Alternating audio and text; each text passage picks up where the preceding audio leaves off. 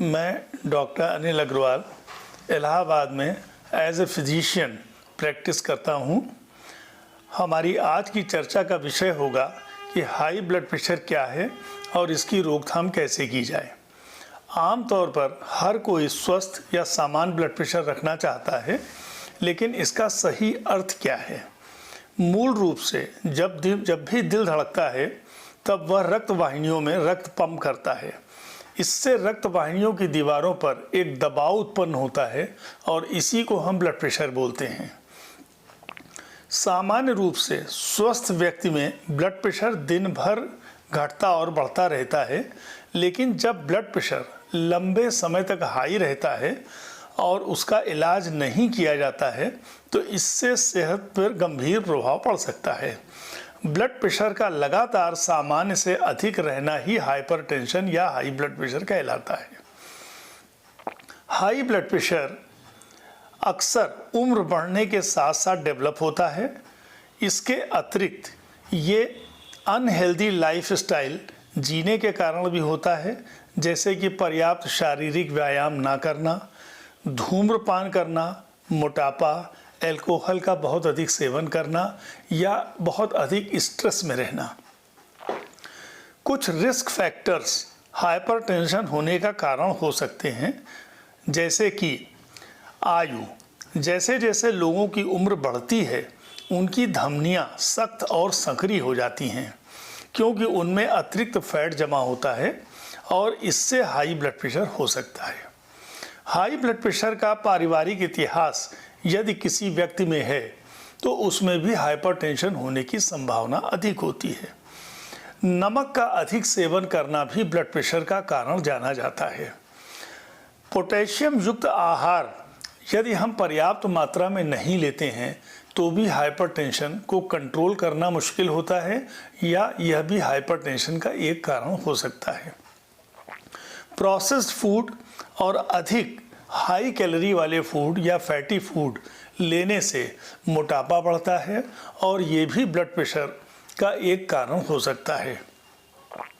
इसके अतिरिक्त शारीरिक गतिविधि का अभाव यानी lack of physical exercise, smoking etcetera भी अलग अलग कारण होते हैं जिससे ब्लड प्रेशर डेवलप हो सकता है।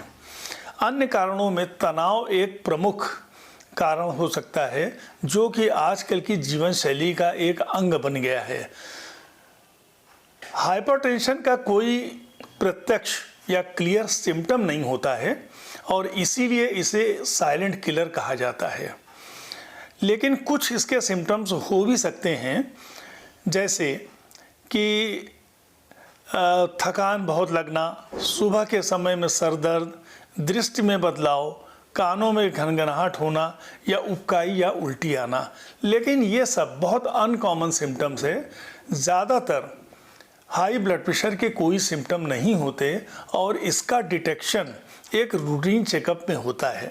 हाई ब्लड प्रेशर का निदान थोड़ी सी समझदारी से आसानी से किया जा सकता है।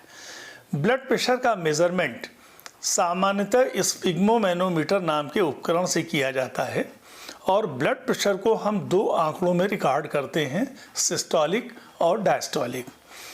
अब आइए ये समझते हैं कि क्या सिस्टोलिक किसे कहते हैं और डायस्टोलिक क्या होता है।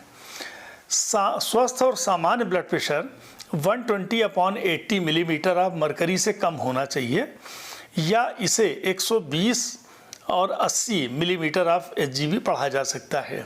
यहाँ पर बड़ी संख्या सिस्टोलिक ब्लड प्रेशर को संकेत करती है, जिसका हृदय के सिकुड़ने से अभिप्राय है। जब हृदय सिकुड़ता है तब रक्त वाहिनियों में पड़ने वाला दबाव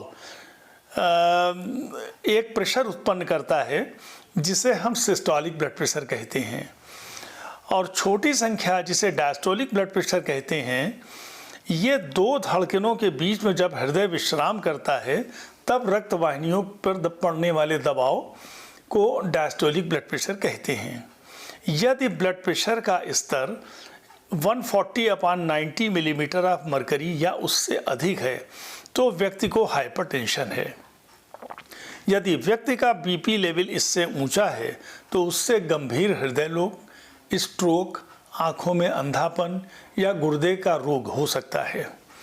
हाई ब्लड प्रेशर को हम एक स्वस्थ जीवन शैली अपनाकर कंट्रोल कर सकते हैं और इससे होने वाले रिस्क को भी कम किया जा सकता है, जैसे नियमित व्यायाम, स्वस्थ आहार, धूम्रपान छोड़ना, अल्कोहल का सेवन कम से कम करना, नियमित ब्लड प्रेशर की निगरानी करना, तनाव का प्रबंधन करना और डॉक्टर द्वारा प्रिस्क्राइब की हुई दवा को नियम से लेना।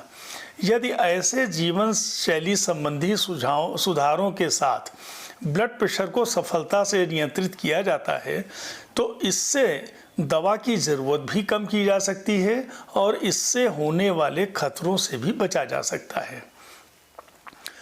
अब हम एक एक करके इन चीज़ों को लेते हैं, जैसे नियमित व्यायाम या रेगुलर फिजिकल एक्टिविटी। व्यायाम हाई ब्लड प्रेशर को कम करने का दवा मुक्त तरीका हो सकता है। नियमित शारीरिक गतिविधि से व्यक्ति का हृदय सशक्त होता है।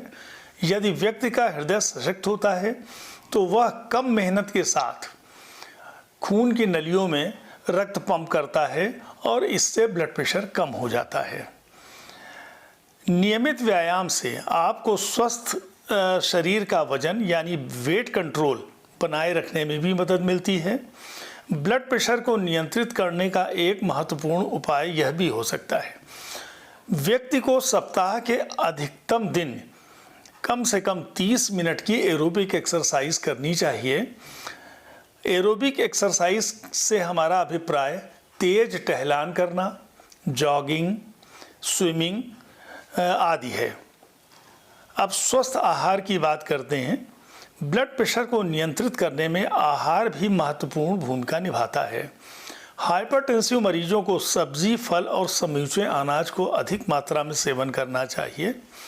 आहारगत उपायों के माध्यम से ब्लड प्रेशर को कम करने के लिए या हाइपरटेंशन को रोकने के लिए एक आहारगत पद्धति अपनाने की हम लोग सलाह देते हैं, जैसे डैश डाइट, सैचुरेटेड फैट और कुल फैट का कम सेवन, अधिक पोटेशियम युक्त आहार लेना, आहार में सोडियम की मात्रा कम करना, धूम्रपान छोड़ना एवं अल्कोहल की मात्रा कम करना।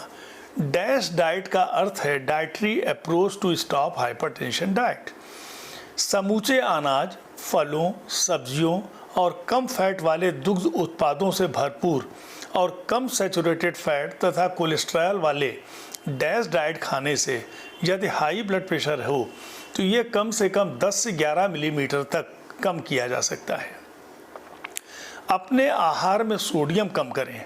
आहार में सोडियम की मात्रा थोड़ी सी भी कम करने से दिल की सेहत में सुधार हो सकता है और ब्लड प्रेशर को 5 से 6 मिलीमीटर ऑफ मरकरी तक घटा सकते हैं।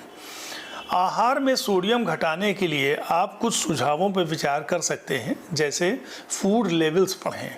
फूड लेवल पढ़ने से उसमें सोडियम के कंटेंट की आपको जानकारी होती है और कम सोडियम वाले विकल्प ही चुनें।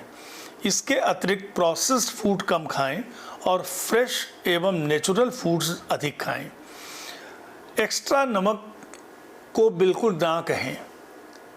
एक्स्ट्रा नमक का मतलब है जैसे आप दही में नमक डालते हैं, सैलड्स में डालते हैं, नमकीन खाते हैं, अचार लेते हैं, ये सब खाद्यों में नमक की मात्रा बहुत होती है और इसको आपको कट डाउन करना पड़ेगा। नमक का सेवन कम करने से और अतिरिक्त नमक ना लेने से आप ब्लड प्रेशर को काफ़ी कुछ नियंत्रित कर सकते हैं। धूम्रपान छोड़ें। धूम्रपान बंद करने से आपको अपना ब्लड प्रेशर फिर से सामान्य करने में बहुत मदद मिलती है। धूम्रपान छोड़ने से हृदय रोग का भी जोखिम कम हो जाता है और ब्लड प्रेशर भी कंट्रोल होता है।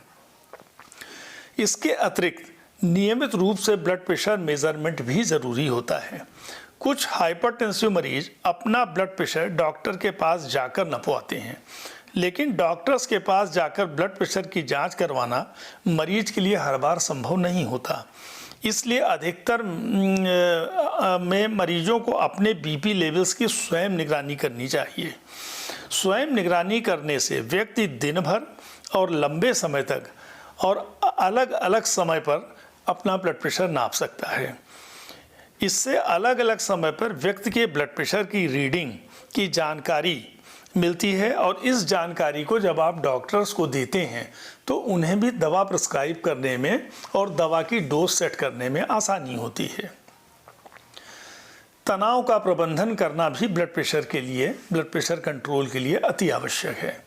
तनाव यानी स्ट्रेस मैनेजमेंट से हाई बीपी कंट्रोल करने से काफ़ी मदद मिलती है और स्ट्रेस मैनेजमेंट के लिए कुछ चीज़ें हम कर सकते हैं, जैसे व्यायाम, संगीत सुनना, मेडिटेशन, कुछ समय शांतिपूर्ण या सुकून भरा बिताना और ध्यान करना। इसके अतिरिक्त एक बहुत ही आवश्यक चीज़ है, प्रत्येक व्यक्ति को 6 से 8 घंटे की नींद लेना ज़रूरी है। यदि आपकी नींद पूरी नहीं होती तो बॉडी पे स्ट्रेस भी पड़ता है और आपका बीपी भी हाई होता है।